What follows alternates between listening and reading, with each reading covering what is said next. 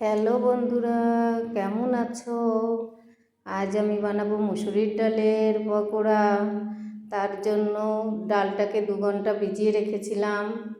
এবার মুসুরির ডালের মধ্যে নিয়ে নিলাম কয়েকটা কাঁচা লঙ্কা, কয়েক টুকরো আদা, রসুন আর পেঁয়াজ। ডালটাকে খুব ভালো করে পেস্ট করিনি, মিহি করে পেস্ট করিনি, একটু গোটা গোটা রেখেছি।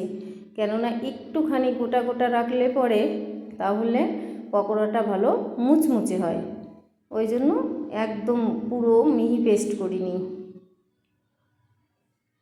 যাই হোক, এতে আমরা লবণ, কাশ্মীরি লঙ্কার গুঁড়ো,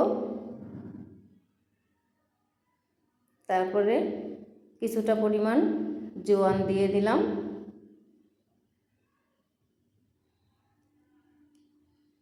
এবার এটাকে আমরা জোয়ান দেওয়ার পরে ভালোভাবে মাখিয়ে নেব। কড়াইতে তেলটা গরম হয়ে গেছে, এখন আমরা ডালের পকোড়াগুলো দিয়ে দিলাম ভাজার জন্য। যাই হোক, ব্রাউন ব্রাউন হয়ে এসছে।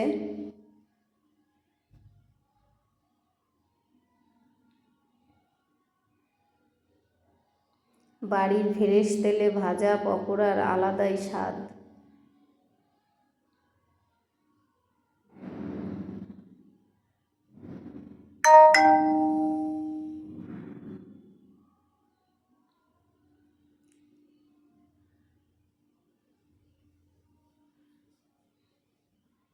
আমাদের পকোড়াগুলো ভাজা হয়ে গেছে। এইভাবে আমরা সবগুলো পকোড়াকে ভেজে নেব।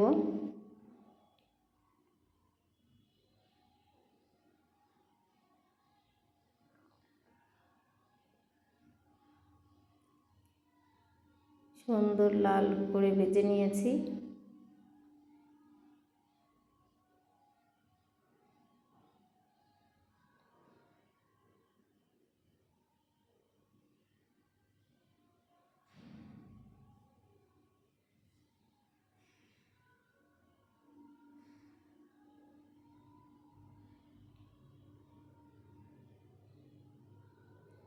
এর সঙ্গে একটু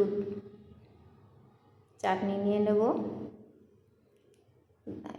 পকোড়ার সঙ্গে আমরা নিয়েছি ধনেপাতার চাটনি।